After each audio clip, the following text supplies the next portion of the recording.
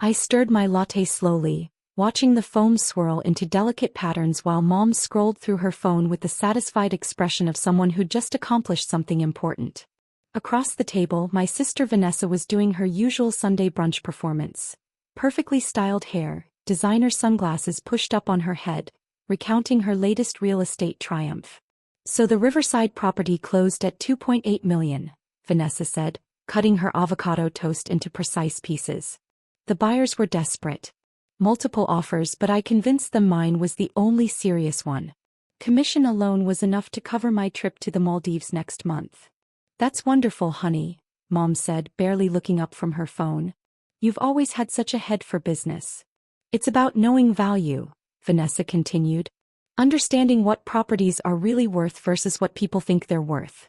That's the difference between a good agent and a great one. I took another sip of my latte, letting the conversation wash over me. Mom suddenly looked up, a bright smile crossing her face. Oh, speaking of properties, Emma, I have good news. I listed your apartment this morning. I set down my cup carefully. You did what? Listed your apartment, Mom repeated as if this were the most natural thing in the world. I've been talking to Vanessa about it for weeks. That building you're in? It's going downhill. The management is terrible, the other tenants are questionable, and honestly the whole neighborhood is deteriorating. It's time you moved somewhere better. Vanessa nodded enthusiastically. I told Mom I'd find you something nice. There's a cute one-bedroom in Riverside, much better area, more professional residents. It's only $1,800 a month, which I know is a stretch on your salary, but... Wait, I interrupted. Mom, you listed my apartment? How? Mom waved her hand dismissively. I still have your spare key from when you had the flu last year. I took some photos yesterday while you were at work. The place needs updating. That kitchen is from the 90s. But I got some decent shots. Already have 3 inquiries. You went into my apartment without asking? Don't be dramatic, Emma. I'm your mother. Besides, I'm doing you a favor. That building is a dump. You deserve better. Mom turned her phone to show me a rental listing. There was my living room, my furniture, my view of the city skyline. I stared at the listing, then back at Mom. You can't just list someone else's apartment. I can when that someone is my daughter who clearly doesn't have the motivation to improve her own situation, Mom said firmly. Emma, you've been in that place for 6 years. 6 years in a mediocre building in a declining neighborhood, paying rent to some absentee landlord who probably doesn't even live in the state. Vanessa jumped in. Mom's right. You're throwing money away on rent when you could be building equity. That's what I keep telling you. At 32 you should own property, not rent. But if you insist on renting, at least rent somewhere decent. The building is fine, I said quietly. Fine. Mom laughed. Emma, the elevator breaks down every other week. The lobby looks like it hasn't been updated since 1985. Half the units are empty because the building has such a bad reputation. Fine is not the standard you should be accepting. The location is terrible too, Vanessa added. That neighborhood used to be nice 20 years ago, but now? Crime rates are up, property values are stagnant. Emma, as your sister and as a real estate professional, I'm telling you, get out of there. I returned to my latte, saying nothing. Mom sighed dramatically. This is exactly your problem, Emma. No ambition, no drive to improve your circumstances. You work at that little nonprofit making what, $40,000 a year? You live in a deteriorating building in a bad neighborhood.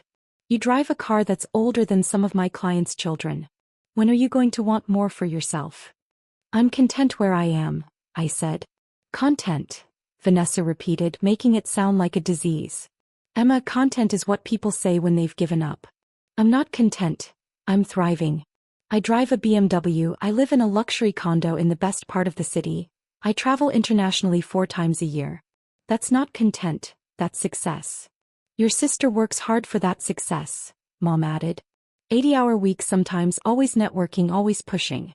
That's what it takes, Emma. You work your 9 to 5 at that little charity office, then go home to your rundown apartment and do, what?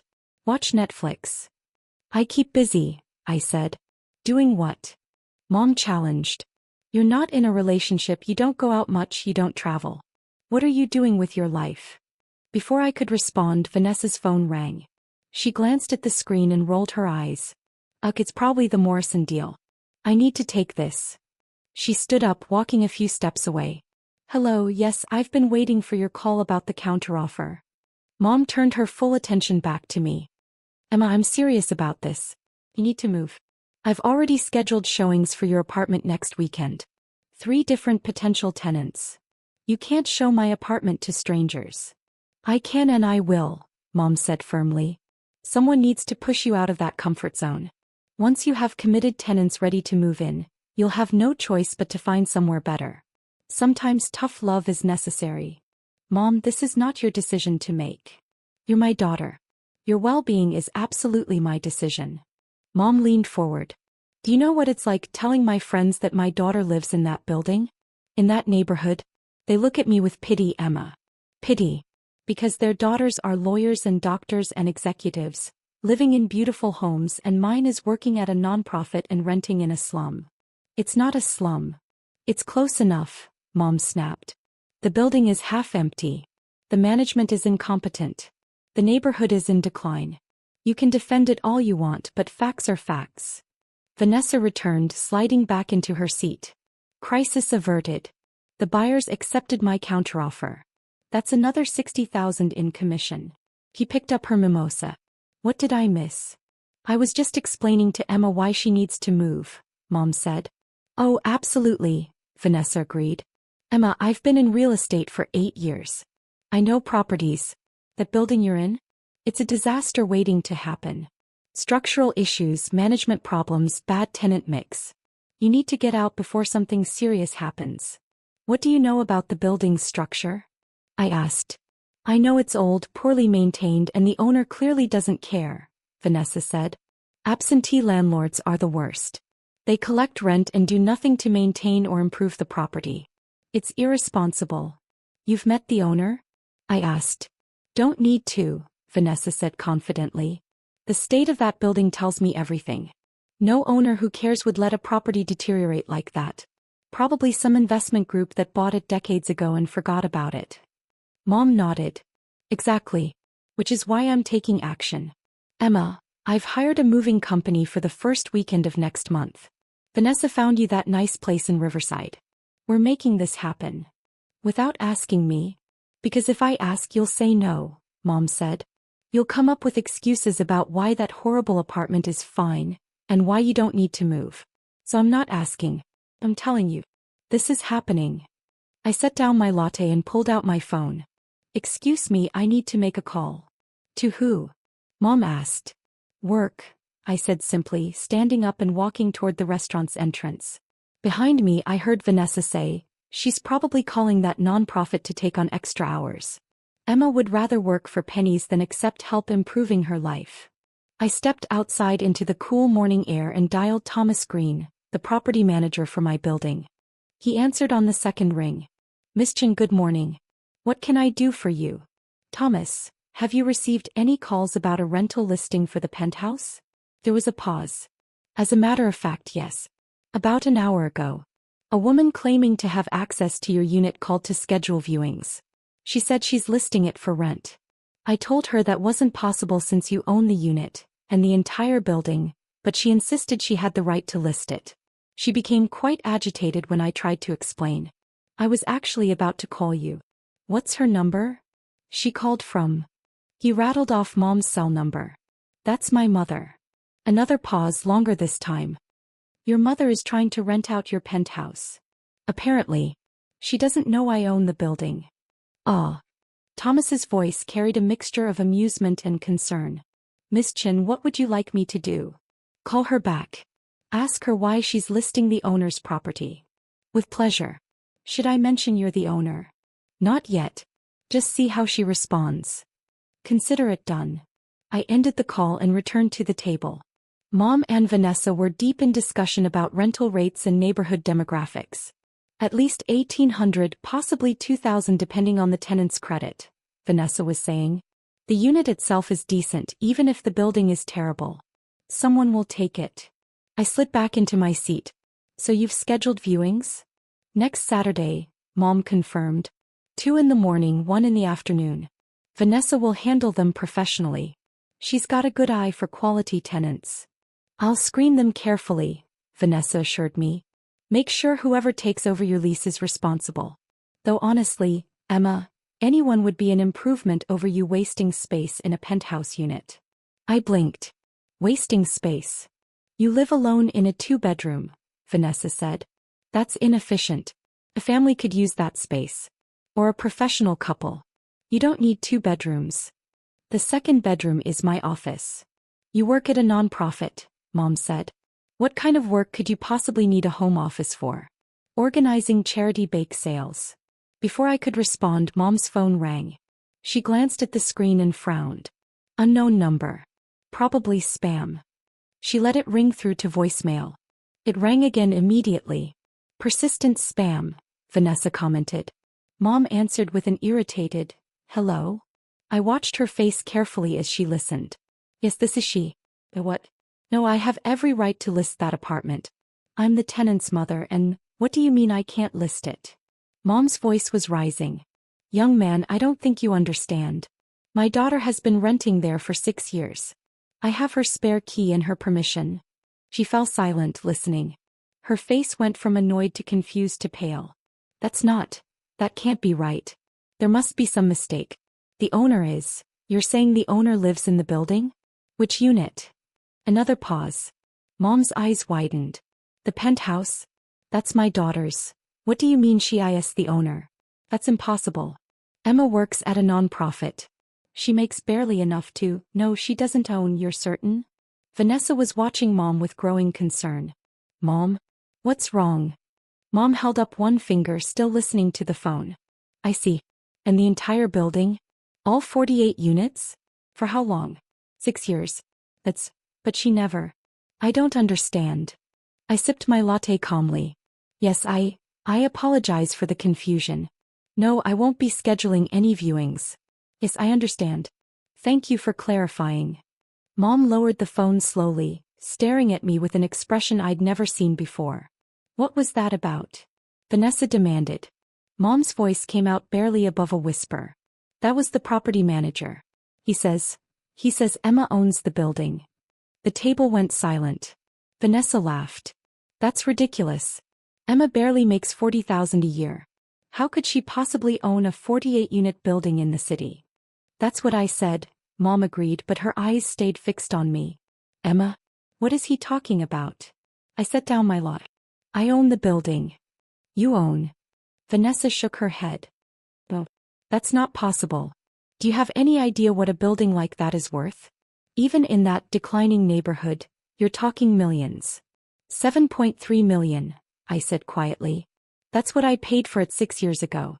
Current valuation is approximately 11.2 million based on recent comparable sales in the area. Mom's hand was pressed to her chest. You paid $7 million for a building? 7.3, I corrected. I got a good deal. The previous owner was retiring and wanted a quick, clean sale. I paid cash. Vanessa was shaking her head repeatedly. You paid cash. $7.3 million. Gosh. Emma, where would you even get that kind of money? I worked for it. At a nonprofit? Mom's voice was shrill now. Emma, nonprofits don't pay $7 million salaries. No, I agreed. But I don't work at a nonprofit. The silence that followed was absolute. Both Mom and Vanessa stared at me like I'd started speaking a foreign language. Finally, Vanessa found her voice. What do you mean you don't work at a nonprofit? You said you work at that charity office downtown. No, I corrected gently. You said I work at a little nonprofit making $40,000 a year. I never confirmed that. I said I work in the nonprofit sector. There's a difference. Semantics, Mom snapped. If you don't work at a nonprofit, where do you work? I run one, I said simply. I'm the founder and CEO of the Chin Foundation. We manage endowments and grant distributions for educational initiatives across the state. We oversee approximately $200 million in assets. Vanessa's mouth had fallen open. You run $200 million. The foundation itself is valued at $200 million, I clarified. My personal net worth is separate.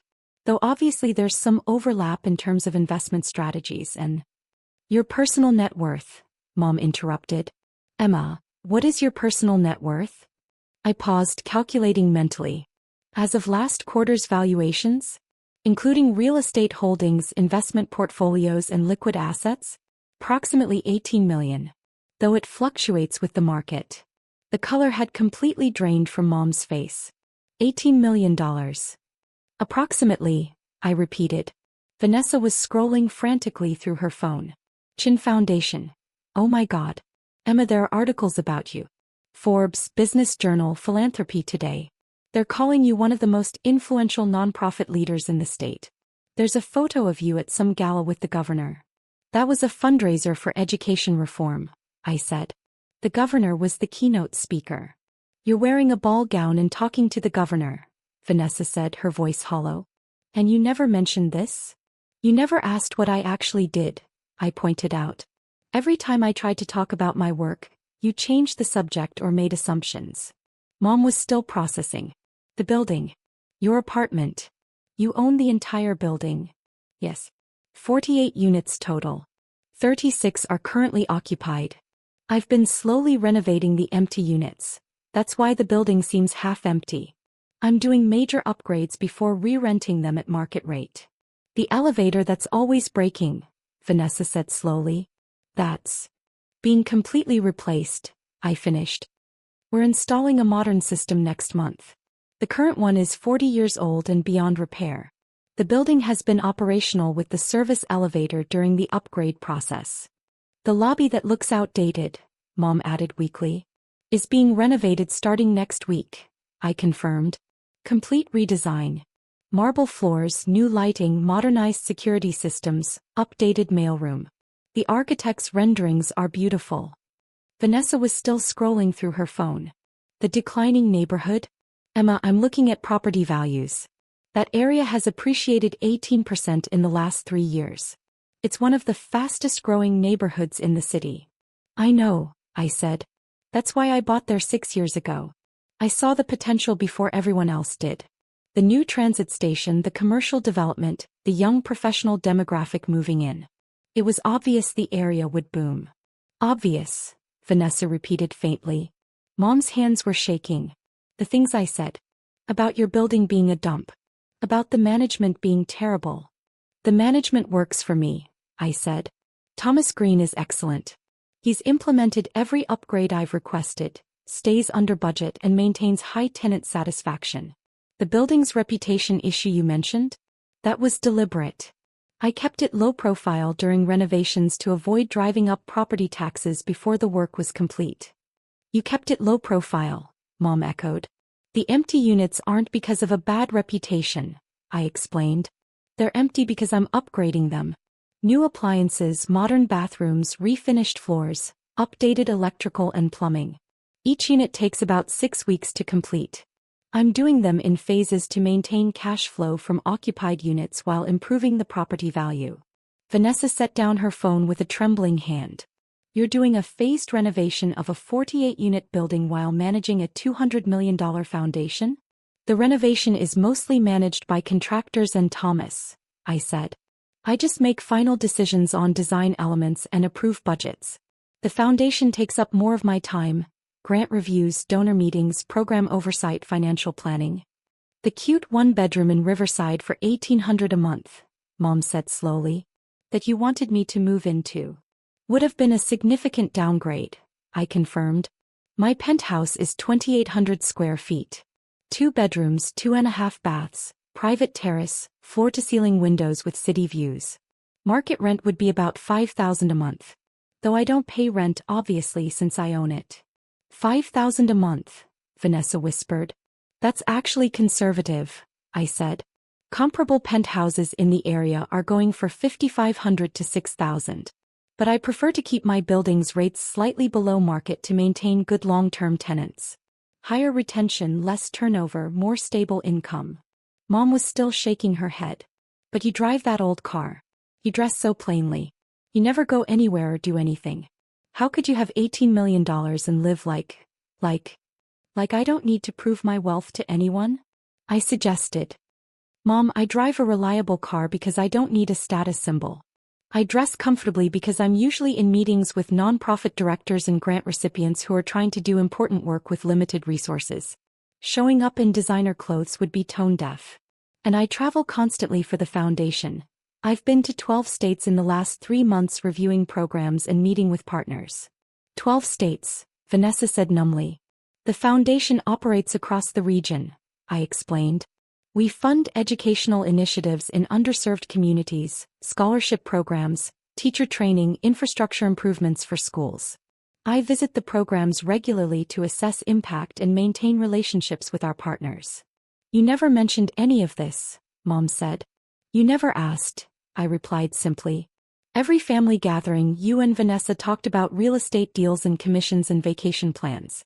When I tried to mention foundation work, you dismissed it as charity office work and changed the subject.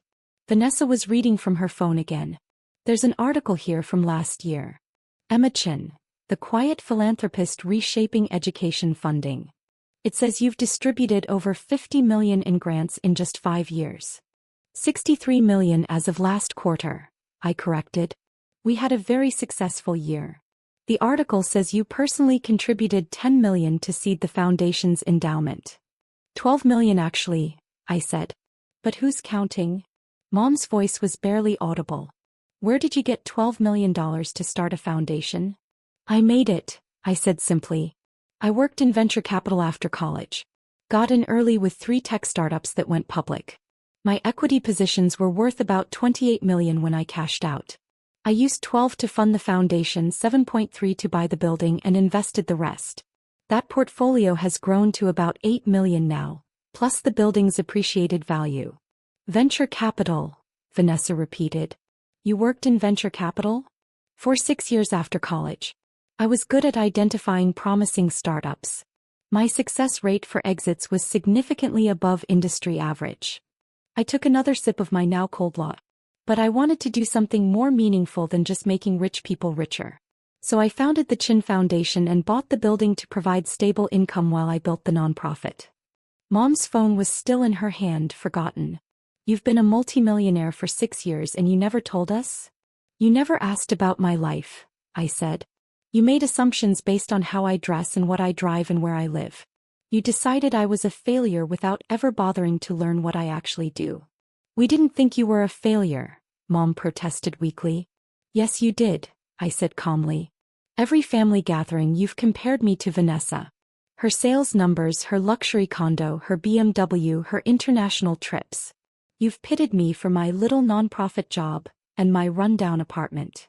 You've lectured me about ambition and success and wanting more for myself. Vanessa had tears in her eyes. Emma, I didn't mean. Yes, you did, I interrupted gently. Vanessa, you're successful. You make good money, you live well, you enjoy your work. That's wonderful. But you've spent years assuming that because I don't display wealth the way you do, I must not have any. That says more about your values than mine. The building, Mom said again as if she couldn't process anything else. You really own that entire building? Yes. Would you like to see the deed? The property management contracts? The renovation budgets? I listed your apartment for rent, Mom whispered. I scheduled showings. I hired a moving company. I know, I said. Thomas called me while you were explaining why I needed to move to Riverside. Why didn't you stop me? I was curious how far you'd go, I admitted. Breaking into my home, photographing my belongings, listing my property without permission. I wanted to see what you'd do when you thought you were helping someone you perceived as unsuccessful. Vanessa was still scrolling through articles. There's a photo here of you accepting an award from the State Education Board. For outstanding philanthropic leadership. That was last month. Yes. The Foundation's scholarship program helped 200 students attend college last year. The board recognized that work. 200 students, Vanessa murmured. Full scholarships, I clarified. Tuition, books, housing, living expenses for 4 years. We track their progress, provide mentoring, offer internship connections. 87% graduate within 5 years, compared to the national average of 60% for first-generation college students. Mom was crying now, quiet tears running down her face. I called your building a dump. I said the owner didn't care. The owner cares very much, I said. She's investing over $2 million in renovations to provide quality housing at reasonable rates while improving property values for the entire neighborhood. She's creating a model for responsible urban development. Mom repeated. You're talking about yourself in third person. Sometimes it's easier, I said. Helps maintain perspective. The building isn't about me. It's about providing good homes for 48 families while generating stable income to support the foundation's work. Vanessa looked up from her phone. You're on the board of 3 other major foundations. You're an advisor to the State Commissioner of Education. You've been invited to speak at Harvard Business School about impact investing. I declined the Harvard invitation, I said. Too busy with actual work. Too busy, Vanessa said. Emma, you're running a multi-million-dollar foundation managing a 48-unit building renovation, serving on multiple boards, advising state officials, and you never once mentioned any of it. You never asked what I actually did with my time, I pointed out. You assumed working at a nonprofit meant filing papers and organizing bake sales. Mom wiped her eyes. What do we do now? How do we fix this? Fix what? I asked. You didn't break anything. You made assumptions based on incomplete information, which is human nature. Now you have more complete information. But we were awful to you, Mom said. Years of condescension and pity and lectures about ambition. You were honest about what you valued, I said. Wealth displays, status symbols, conventional success markers. Those things matter to you. They don't matter to me. That's not a problem to fix. It's just a difference to acknowledge. Vanessa set down her phone. I sold a $2.8 million house this month and thought I was hot stuff. You own an $11 million building and never mentioned it. Because the building isn't the achievement, I said. The achievement is the $63 million in educational grants, the 200 college scholarships, the 15 schools that have new computer labs because of our funding, the teacher training programs that have reached over 1,000 educators. The building just funds that work. Just funds, Mom repeated. Emma, you're talking about millions of dollars like it's nothing. It's not nothing, I corrected. It's a tool. Money is a tool for accomplishing things that matter. You and Vanessa use your money for nice cars and vacation homes and international travel. That's fine. Those things make you happy. I use my money to help kids go to college who otherwise couldn't. That makes me happy. Different tools, different goals. The waiter approached hesitantly. Can I get anyone anything else? The check, please, I said. When he returned with it, I pulled out my card before Mom could react. Emma, you don't have to, Mom started. I know, I said. But brunch is on me today. Consider it a thank you for the entertainment. Entertainment? Vanessa said weakly. Watching you both process this information has been enlightening, I admitted.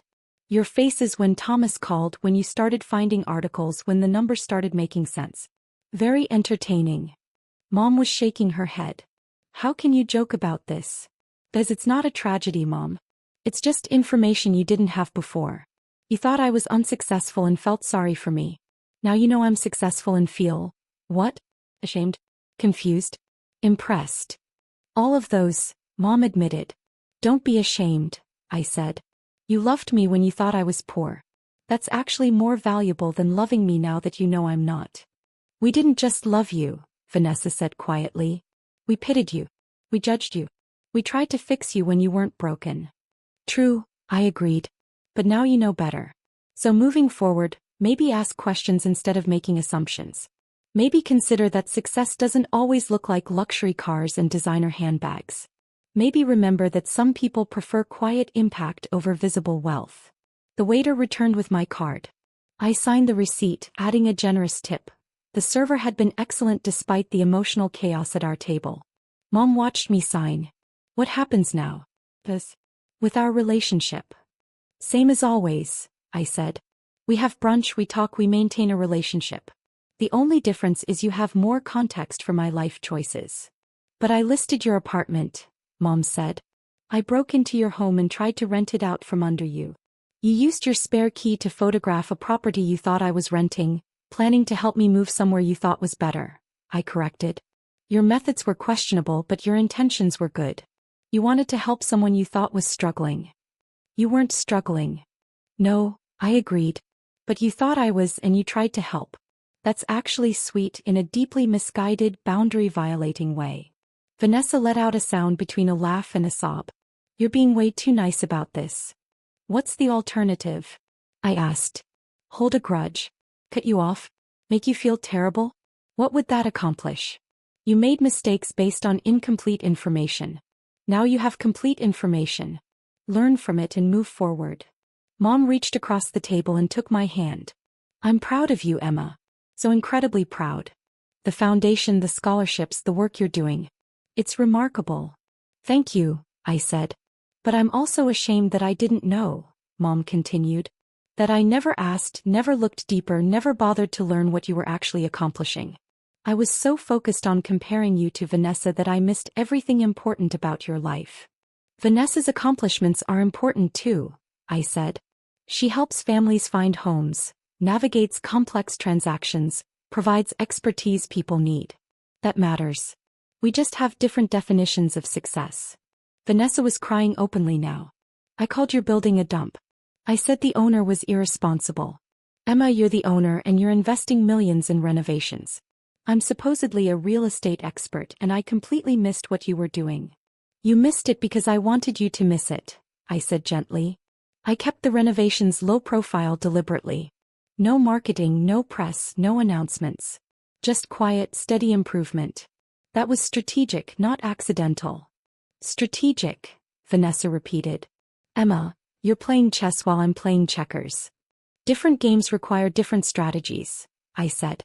You're excellent at your game. High-volume residential sales, luxury market focus, personality-driven client relationships. I'm playing a different game. Long-term property value appreciation, community development, income generation for philanthropic work. Neither game is better than the other. Mom squeezed my hand. Can we start over? Can I learn about your actual work, your real life, the things you're actually doing? Of course, I said. Though I should warn you, foundation work isn't glamorous. It's a lot of grant reviews, budget meetings, site visits to underfunded schools, conversations with educators about resource needs. Not as exciting as luxury real estate sales. It's more important than luxury real estate sales, Vanessa said quietly. Not more important, I corrected. Just different. People need homes, Vanessa. The families you help find houses are building lives, raising children, creating stability. That's important work. I'm just doing different important work. We left the restaurant together, stepping out into the afternoon sunshine. Mom's car was parked near Vanessa's BMW. My 10-year-old Honda was around the corner. You really could buy any car you wanted, Vanessa said, looking at her BMW. I could, I agreed. But this one runs perfectly, gets good gas mileage and doesn't scream, wealthy nonprofit director, when I park it at underfunded schools. Sometimes the best tool is the one that doesn't draw attention to itself. Mom hugged me tightly. I'm sorry, sweetheart. For everything. For the assumptions, the condescension, the pity. For listing your apartment without permission. For breaking into your home. For not seeing you clearly. You see me now, I said. That's what matters. Vanessa hugged me next. I have so many questions. About the foundation, about the building, about how you identified those startups, about your investment strategy, about everything. Coffee next week? I suggested. I'll walk you through the foundation structure and the building renovation plans. Might be useful for your real estate knowledge. I'd like that, Vanessa said. As they drove away in their luxury vehicles, I walked to my old Honda and climbed in. My phone buzzed. Thomas Green, the property manager. Miss Chen, just wanted to confirm, that situation with your mother is resolved? Completely resolved, I said. She now understands the ownership structure. Excellent. Should I proceed with scheduling the lobby renovation kickoff? Yes. Let's start next Monday if the contractors are ready. They are. Miss Chen, if you don't mind me saying, the way you handled that call with your mother was masterful. Very professional. Thank you, Thomas. It's been an educational morning all around. I drove home to my building. My building with 48 units, ongoing renovations and long-term tenants who had no idea their quiet landlord was the woman who lived in the penthouse. The elevator was still broken, being replaced next month, so I took the service elevator up to my floor. The hallway was quiet, recently repainted in warm neutrals that made the space feel more expensive without being ostentatious.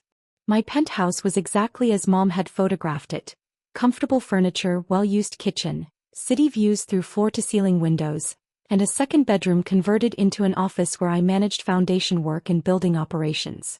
I made fresh coffee and opened my laptop. 47 emails since this morning: grant applications to review, renovation bids to approve, meeting requests from education officials, budget reports from the foundation's finance team.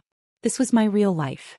Not luxury cars or international vacations or designer clothes, but meaningful work that created lasting impact. Scholarships that changed lives. Building improvements that provided quality housing. Programs that helped teachers and students succeed. Mom and Vanessa would process today's revelations in their own way. Maybe they'd learn to ask questions before making assumptions. Maybe they'd develop more complex definitions of success. Maybe they'd simply be more careful about what they said around me. Or maybe nothing would change except that they'd stop pitying me for my little office job and my rundown apartment. Either way, I had work to do.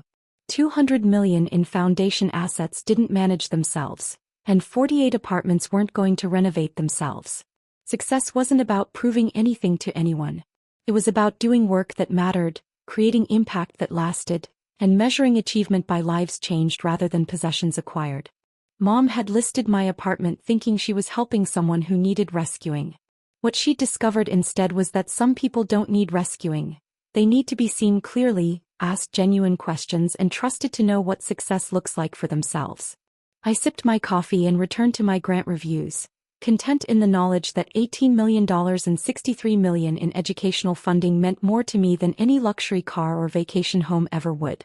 And if Mom tried to list my apartment again, at least now she'd know she was listing property owned by a woman who'd built something meaningful with quiet determination and strategic vision. Sometimes the most powerful success stories are the ones told in whispers rather than shouts. Mine just happened to echo in 48 apartments and 200 college scholarships.